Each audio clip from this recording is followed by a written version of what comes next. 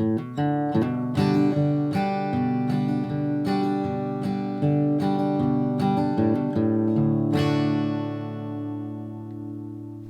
after hours here with the Prairie Doc, and we had a few questions that we didn't get to, and we have a little bit of time that we're able to use the studio to get these questions answered out on our Facebook feed. So, Dr. Hansen, this is a good question that relates a little bit to what we were talking about just before the program itself ended. If someone is born male and decides and is transgender and decides to physically transition to female, what changes take place internally with their hormones and their brain that make them more female, or are they still male on the inside? Well, you know, in that situation where you're dealing with somebody who's a trans woman, where, you know, their gender identity is that of a woman, but they're born with male genitalia, what happens is, you know, when we have them as a child and they start to enter puberty, they'll have just a little bit of hormones made, and then we block their hormones with the pubertal blocker, and at that stage it'll take their hormones back to that of a pre-pubertal child. So all their gonadal steroids will be low, the testicular size will remain low, and all the external genitalia will stay like that of a prepubertal child. And then once we start them on the sex-affirming hormones, it will cause the appropriate secondary sexual characteristics. Like in a trans woman, she will develop breast, have fat redistribution, usually won't have this happen, and we'll still maintain, we'll still have, you know, testicles, we'll still have a penis, we'll still have a prostate gland, and then only later, if the person has surgery, will those organs be addressed and changed. Mm-hmm. All right. And it's in some of the research that's come out of England and that was replicated in I think in Asia.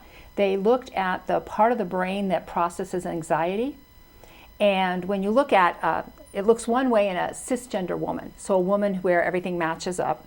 It looks differently in a cisgender male where everything matches up. But when you look at a transgender woman, her brain scan of that part of the brain looks exactly like a cisgender woman's. You would never mistake it for a man. So somewhere in that particular, these women's brain development, somewhere with those hormones in utero and whatever happened early on, that part of the brain actually is female.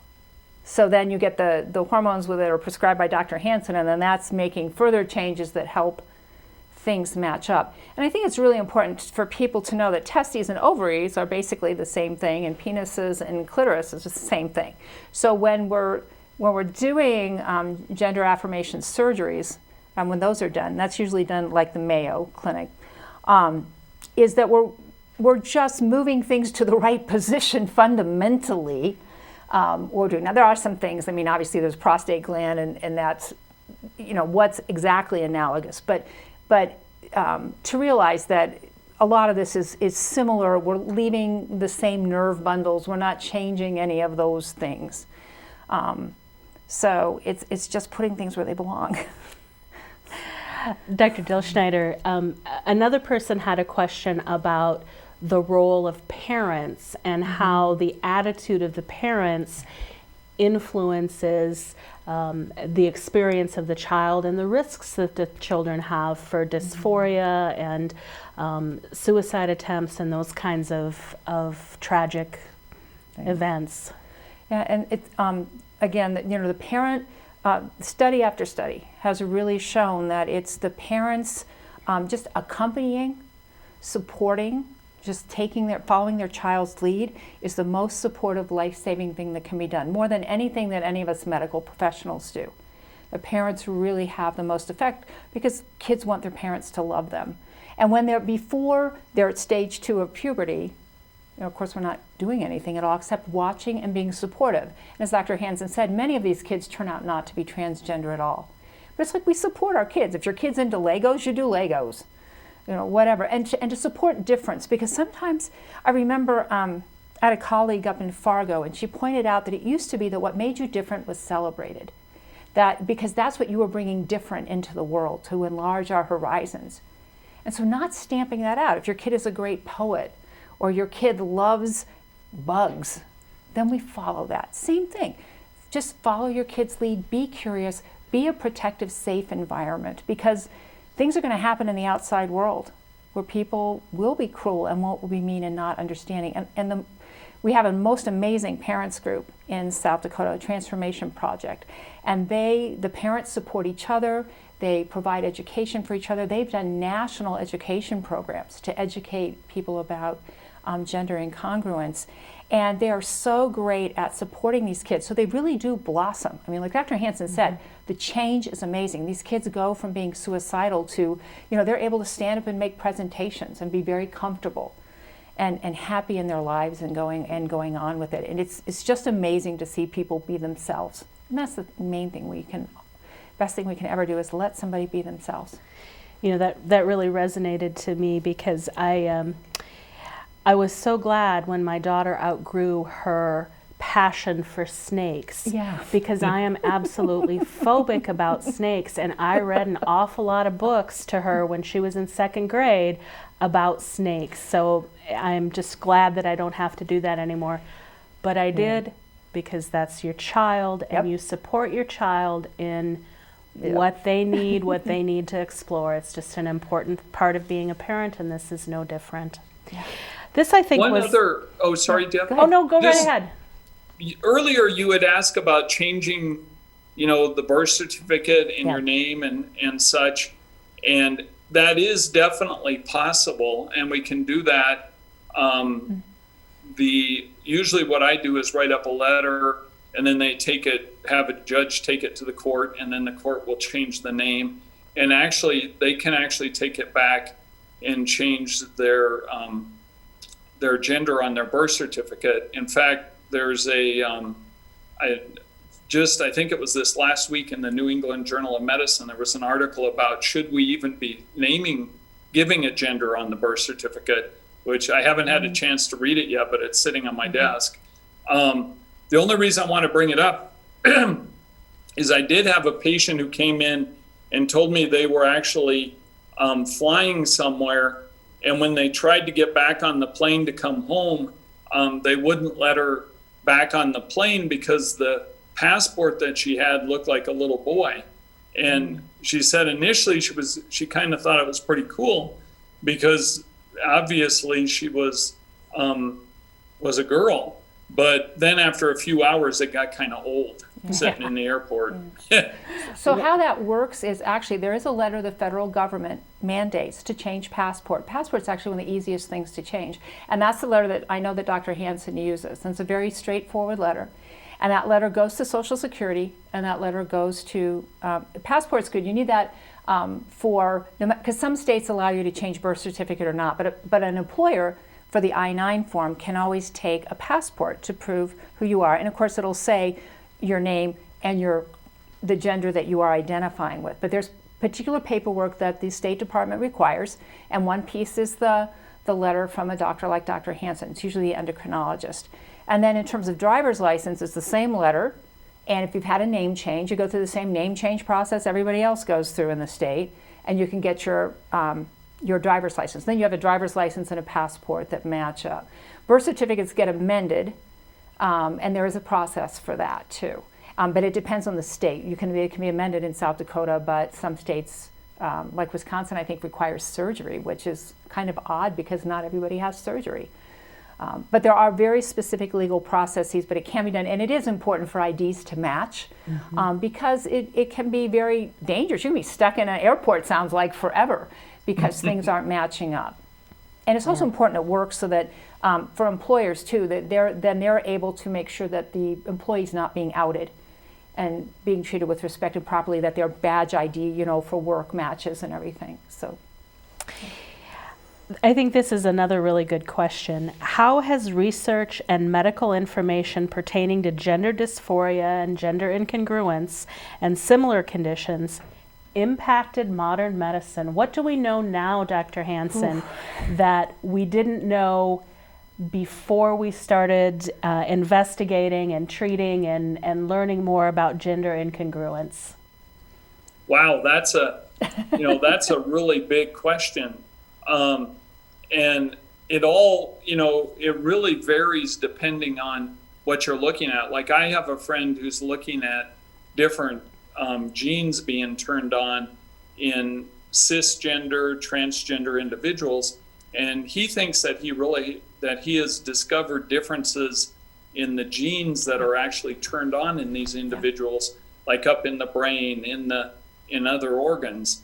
And so, I mean, it's affected everything from our understanding of the way that hormones work. It'll probably give us a lot more information on how hormones develop, allow the development of our sexual organs, and how those are correlate with the development of our brain, and subsequently how we form our gender identity, our human sexuality, and our external genitalia and secondary sexual characteristics. So we have really learned tremendous amounts since the advent of our understanding of human development and sexual orientation and sexual gender identity and such. And if you look back, I mean, in many animal species, I think we brought up earlier that individuals who live on farms and rural communities are often exposed to it. But there are a lot of fish out there that can change gender depending on the number of fish that are present and the number of females that can switch to males and back and forth. So I mean, we're really, it's kind of like a quite exciting time in terms of the science and the changes that we're finding. So I hope that's answered that question, but it's huge. And then just all the changes in the brain and the psychology and our understanding of gender, going from, pure male all the way through to pure female and everything in between. And there's a wonderful TED Talk by Dr. Karissa Sambamatsu.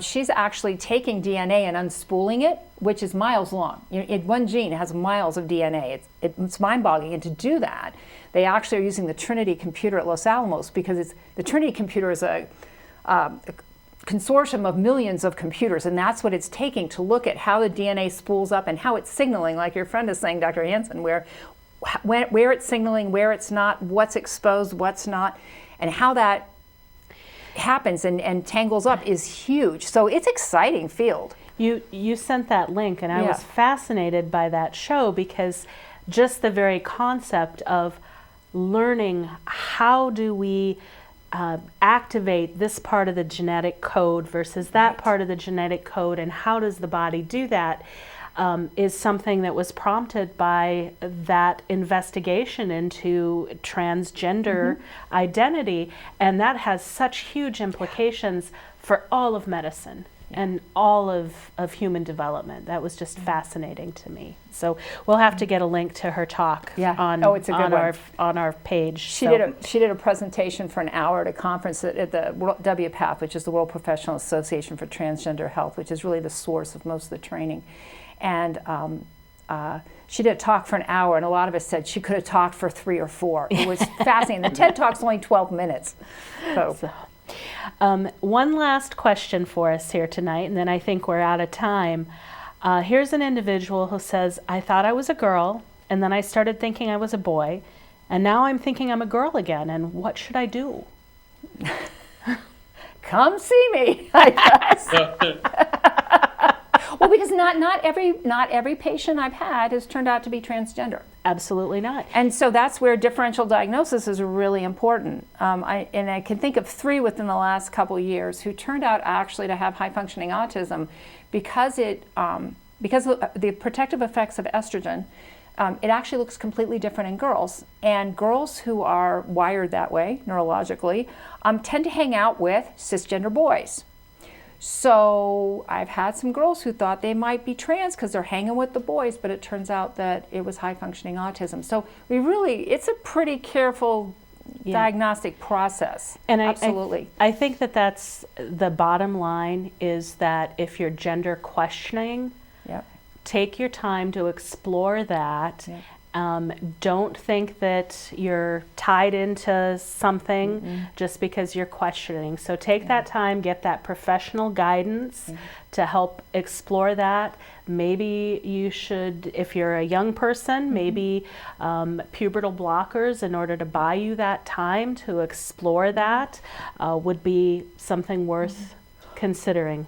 And it can be, do consult with your local endocrinologist, because I actually had one woman who, as a child, had extremely high testosterone, and it was incredibly confusing to her and to her parents. And had there been, because she's now in her 40s, but had there been an endocrinologist she could have gone to, some testing could have been done, and they might have found out what was happening. And there are conditions too that can complicate this. There are not just gender incongruence.